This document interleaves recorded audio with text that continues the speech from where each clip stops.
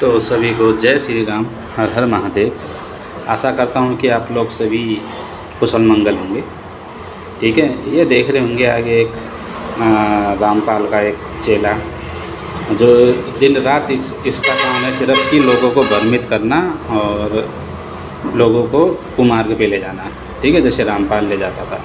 हाँ, और हाँ, एक खुशखबरी तो देनी ही थी बाकी कि रामपाल अभी जेल से बाहर आ गया है। तो अब हमारे रास्ते खुल गए हैं कि रामपाल को पकड़ के उसको दुनिया के सामने उसको नंगा किया जाए। ठीक है, जो ज्ञान ज्ञान ज्ञान चिल्लाता है ना, तो उसको उसकी पोल खोलेंगे अच्छी से सामने जाके। ठीक है, तो देखते हैं कि कब तक समय मिलता है, क्योंकि वो बोलता था ना कि मेरे से डर के सब भाग गए।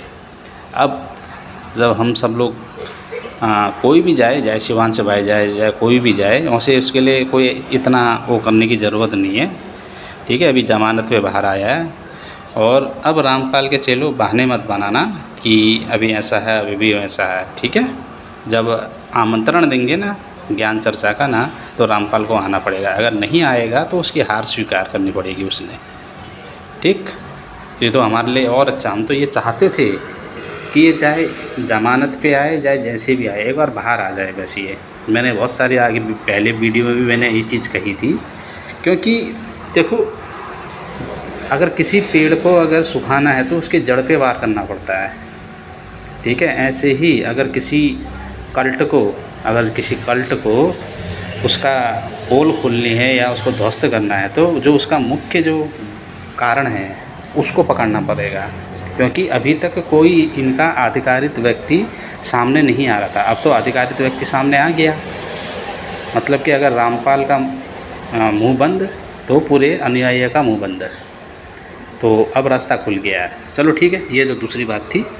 ठीक है, जो जिस विषय पे हम जा रहे थे, ज़रा इसका देखो। बोल रहा है कि ये हम संत रामपाल के जो रामपाल के शिष्य हैं, सॉरी संत बोल दिया मैंने, जो रामपाल के शिष्य हैं वो देवताओं के भंडारे क्यों नहीं खाते हैं, जबकि अपने आश्रम में भर भर के भंडारे खाते हैं। तो इसकी बात सुन लो। दोस्तों, बहुत लोग प्रश्न करते हैं कि संत रामपाल जी महाराज जी के शिष्य पूरी दुनिया को अपने भंडारे में निमंत्रित करते हैं, परंतु वो कभी भी किसी देवी देवता के भंडारे में जाते नहीं है, किसी का प्रसाद ग्रहण करते नहीं है। तो आपको दिखाते हैं कि इन चीजों का शास्त्रों में किस प्रकार का आदेश दिया गया है। देखिए, ये है पवित्र श्रीमद् देवी भागवत महापुराण 1897 कोड है और ये है गीता प्रेस से। इसमें आ जाओ पेज नंबर 630 के ऊपर। देखिए, पेज नंबर 630 है, अध्याय नंबर 19 और ये पंचम स्कंद है। इसमें आ जाओ। जो मनुष्य माया के गुणों से प्रभावित होकर ब्रह्मा विष्णु महेश चंद्रमा अग्नि यम वायु गणेश और प्रमुख देवताओं की स्तुति करते हैं अर्थात पूजा करते हैं, वे अज्ञानी हैं। जो देवताओं की पूजा में लगे हुए हैं, पूर्ण परमात्मा को नहीं जानते, वो लोग अज्ञानी हैं। आगे देखिए, जो लोग सुविस्तृत यज्ञ में जो भंडारे होते हैं, यज्ञ होते हैं, उनमें देवताओं को अधिकृत करके अग्नि में पुष्कल आहुति देते हैं, वे मंदमती हैं, वे भी मूर्ख कहे गए हैं। अब मेरे ये समझ में नहीं आया, यहाँ पर भंडारे का या प्रसाद का विवरण कहाँ पर दे रखा है, कहाँ कह रखा है।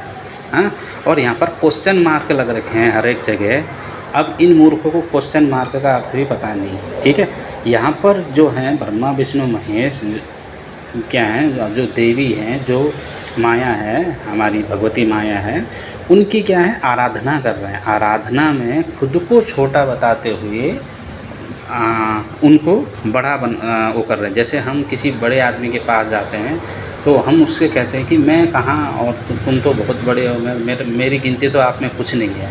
पर क्या ये सच है? जैसे रामपाल ने कहा कि मैं तो उस परमात्मा का कुत्ता हूँ। क्या कुत्ते हैं क्या सच में? रामपाल कुत्ता है क्या?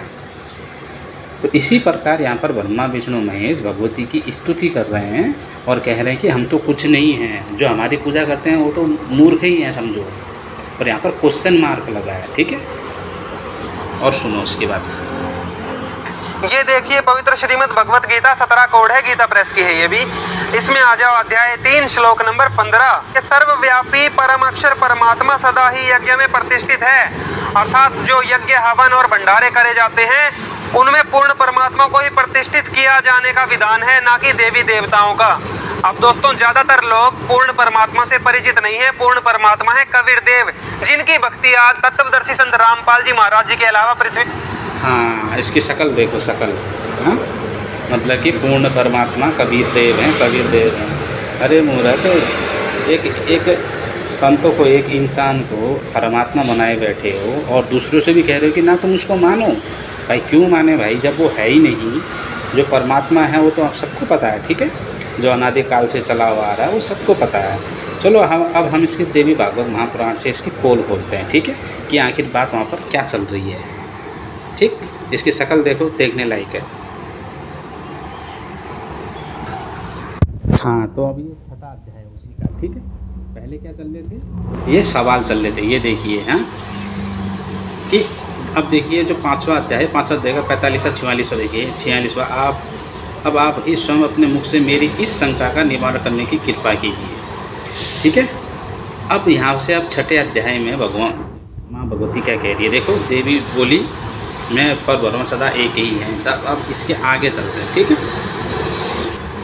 हाँ, ये क्या बोला है, देखो 52वें श्लोक से। मैंने देवताओं की जीविका के लिए यज्ञों की रचना की है। आप तीनों विरोधाभाव से रहित होकर व्यवहार कीजिए। आप विष्णु, ब्रह्मा, शिव तथा ये सभी देवता मेरे ही प्रभाव से प्रादुर्भूत हुए हैं, अतः निसंदेह आप लोग सभी प्राणियों के मान्य एवं पूज्य होंगे। मान्य एवं पूज्य होंगे, खुद भगवती जी कह रही हैं। क्योंकि इससे पहले कहा था ना उन्होंने कि मतलब कि हमारी जो ब्रह्मा विष्णु महेश की जो वो स्तुति करते हैं वो तो मूर्ख ही हैं ना। वो क्या है, माँ भगवती की स्तुति करते वक्त खुद को छोटा, खुद को मतलब कि एक तरफ से बोलते हैं कि मैं तुम्हारे आगे कुछ नहीं हूँ, इस प्रकार से बोलते हैं ना। उसी प्रकार का वहाँ पर भाव था। हाँ, बोला कि जो अज्ञानी मनुष्य इनमें भेदभाव करेंगे वे इस विभेद के कारण नरक में पड़ेंगे, इसमें संदेह नहीं है। हाँ, रामपाल के चलो नरक जाने की तैयारी कर लो, ठीक है। हाँ, जो विष्णु हैं वे साक्षात शिव हैं और जो शिव हैं वही स्वयं विष्णु हैं। इन दोनों में भेद रखने वाला मनुष्य नरकगामी होता है। रामपाल भी नरकगामी, रामपाल के चेले भी नरकगामी। अब इस बात को नहीं मानेंगे रामपाल के चेले। हाँ, यहाँ पर लिख रखा है कि जो ब्रह्मा जो इनकी जो निंदा करेगा या इनकी पूजा पाठ नहीं करेगा वो नरक में पड़ेंगे, और जो इसमें भेदभाव करेगा वो भी नरक में पड़ेंगे। अब रामपाल के चेले तो ये कर ही रहे हैं। हाँ, और यहाँ पर भी लिख रखा है, देखो, जो विष्णु हैं वे साक्षात शिव हैं और जो शिव हैं वही स्वयं विष्णु हैं। अब बताइए, इतना साफ साफ लिख रखा है, पर रामपाल के चेलों को ये चीज़ें पचती नहीं है। अब यहाँ पर साफ साफ कह दिया कि जो ब्रह्मा, शिव तथा ये सभी देवता हैं मेरे प्रभाव से प्रादुर्भूत हुए हैं, अतः निसंदेह आप लोग सभी प्राणियों के मान्य एवं पूज्य होंगे। तो सचिन दास तो ये इस बात को नहीं मानेगा, ठीक है। अब देखो इसमें वो क्या है कि इसमें जो ब्रह्मा विष्णु महेश में जो भेद कैसे होता है, गुणों के कारण भेद होता है, ठीक है। सिर्फ गुण के कारण भेद है, बाकी तीनों एक ही तत्व हैं। अब यहाँ पर इतना साफ साफ लिख रखा है मूर्ख कि तुम सभी पूरे जगत, पूरी दुनिया के मान्य एवं पूज्य होंगे, और जो उनकी पूजा नहीं करेगा वो नरक में पड़ेगा। तो भाई हम शास्त्रों की नहीं मान के तुम जैसे पाखंडियों की, तुम जैसे विधर्मियों की बात मानेंगे हम? अगर वहीं चलते हैं, इसकी शक्ल देखते हैं, नहीं है। इसीलिए संत रामपाल जी महाराज जी के शिष्य किसी और के हवन यज्ञ में या भंडारे में नहीं जाते हैं। और इसका प्रमाण देख लीजिए, पवित्र गीता में और भी दिया हुआ है। देखिए, पवित्र Shrimad Bhagavad Gita 17 number code Gita press की, इसमें आ जाइए, अध्याय नंबर 16 श्लोक नंबर 23 और 24 आप पढ़ के देखिए। जो पुरुष शास्त्र विधि को त्याग कर अपनी इच्छा से मनमाना आचरण करता है, देवी देवताओं की पूजा करते हैं, पूर्ण परमात्मा को छोड़कर वो मनमाना आचरण ही होता है, वह न सिद्धि को प्राप्त होता है। आप परमात्मा से जो भी कार्य सिद्धि चाहते हैं वो नहीं होगा, न परम गति को मोक्ष भी नहीं होगा, और न सुख को ही ना ही कोई सुख मिलेगा। इसीलिए वो शास्त्र विरुद्ध साधना है। और इससे तेरे लिए इस कर्तव्य और अकर्तव्य की व्यवस्था में, अर्थात जो कर्म करने हैं वो कर्तव्य है और जो त्यागने हैं वो अकर्तव्य है, इनकी व्यवस्था में शास्त्र ही प्रमाण है। ऐसा जानकर तू शास्त्र विधि से नियत कर्म ही करने योग्य है। तो दोस्तों, जो वास्तविक शास्त्र अनुकूल विधि है देवताओं की साधना करने की और पूर्ण अनुकूल विधि तू बता रहा है। वो तुम्हारा रामपाल बता रहा है। ठीक है, अब देखो यहाँ पर आचरणों की बात करिए। अभी तुम्हें गीता खोल के दिखाते हैं कि वो आचरण क्या है। ठीक है, आचरण का अर्थ भक्ति नहीं होता है। वहाँ पर ये समझाया जा रहा है कि तुम्हारा आचरण कैसा होना चाहिए। चलिए हम दिखाते हैं तुमको। ठीक, चलिए। तो ये श्री भगवद गीता आ गई है। अब आप हम देखते हैं 16वें अध्याय के 22वें 23वें मंत्र में। ठीक है, चलिए। 16वें अध्याय के 22वें 23वें मंत्र में अब देखते हैं कि यहाँ पर किस चीज़ की बात हो रही है। ठीक है, कौन से आचरण त्यागने की बात हो रही है। यहाँ पर 23वां श्लोक आया, जो मनुष्य शास्त्रीय विधि को छोड़कर अपनी इच्छा से मनमाना आचरण करता है वह न सिद्धि को, न सुख शांति को ही और न परम गति को ही प्राप्त होता है। अतः तेरे लिए कर्तव्य और अकर्तव्य की व्यवस्था में शास्त्र ही प्रमाण है। ऐसा जानकर तू इस लोक में शास्त्र विधि से निहित कर्तव्य कर्म करने योग्य है। तो कौन से वो आचरण हैं, हाँ, जो कौन से आचरण कहे गए हैं। हाँ, 21वां श्लोक पढ़िए। काम, क्रोध और लोभ ये 3 प्रकार के नरक के दरवाजे जीवात्मा का पतन करने वाले हैं, इसलिए तीनों का त्याग कर देना चाहिए। 22वां, हे कुंती नंदन, इस नरक में तीनों दरवाजे से रहित हुआ मनुष्य अपने कल्याण का आचरण करता उसमें परम गति को प्राप्त हो जाता है। मतलब कि इन तीनों जो काम, क्रोध और लोभ है, ये क्या है। काम, क्रोध और लोभ ये 3 प्रकार के क्या है, आचरण हैं। इनको क्या करना चाहिए, त्यागना चाहिए। ना कि यहाँ पर भक्ति की बात हो रही है। इन 3 साफ साफ लिखा है, वो उसी के बारे में लिखा है कि ये कैसे, जब तुम भक्ति करो, जब तुम ध्यान लगाओ तो तुम्हारा आचरण कैसा होना चाहिए, उसके बारे में यहाँ पर बात हो रही है। ना कि ना तुम ये शास्त्र में जो लिखा है वही भक्ति करो ना। मनुष्य अपने भाव के अंदर, भगवान ने कहा ना कि मैं तो भाव में बसता हूँ।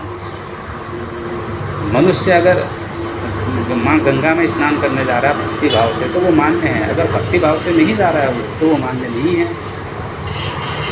तो यहाँ पर क्या है कि अंदर के भावों को देखो, यहाँ पर भी लिखा है, देखो नीचे लिख रखा है कि जो लोग शास्त्र विधि को अवहेलना करके शास्त्र विहित यज्ञ करते हैं, दान करते हैं, परोपकार करते हैं, दुनिया के लाभ के लिए तरह तरह के अच्छे काम करते हैं, परंतु वह सब करते हैं अर्थात शास्त्र विधि से तरफ ध्यान न देकर अपने मनमाने ढंग से करते हैं। मनमाने ढंग से कर्म में कारण यह है कि उसके भीतर जो काम, क्रोध और आदि पड़े रहते हैं उसकी परवाह न करके बाहरी आचरणों से ही अपने को बड़ा मानते हैं। तात्पर्य है कि वे बाहर के आचरणों को ही श्रेष्ठ समझते हैं। दूसरे लोग भी बाहर के आचरणों को ही विशेषता से देखते हैं। भीतर के भाव को सिद्धांतों के जानने वाले लोग बहुत कम होते हैं, परंतु वास्तव में भीतर के भाव को ही विशेष महत्व है। तो यहाँ पर वही अंदर के भाव की, जो अंदर के तुम्हारा, जिस अगर तुम दान कर रहे हो, तप कर रहे हो, यज्ञ कर रहे हो, हवन कर रहे हो, तो तुम्हारे अंदर का भीतर का भाव क्या होना चाहिए, सरल होना चाहिए। तुम किसी को दान दे रहे हो और मन में तुम्हारे क्रोध है या लोभ है या मोह है उसमें, तो वो दान भी मान्य नहीं होता है। यही बात यहाँ पर समझाई जा रही है कि जब दान देते वक्त, यज्ञ करते वक्त या हवन करते वक्त तुम्हारे आचरण कैसे होने चाहिए। आचरण क्या होना चाहिए कि काम, क्रोध और लोभ इन तीनों को त्याग देना चाहिए। चलो एक बार उसकी शक्ल देख लेते हैं। तो सचिन दास, तेरे से नहीं हो पाएगा, ठीक है, तेरे से नहीं हो पाएगा। तुम सिर्फ हमारे शास्त्रों में 2 लाइनें दिखा देते हो। किसको, जिन बेचारों ने शास्त्र पढ़े नहीं हैं या किसी गुरु के साधन में गए नहीं या किसी गुरु को उन्होंने सुना नहीं, जो परंपरा प्राप्त आचार्य हैं,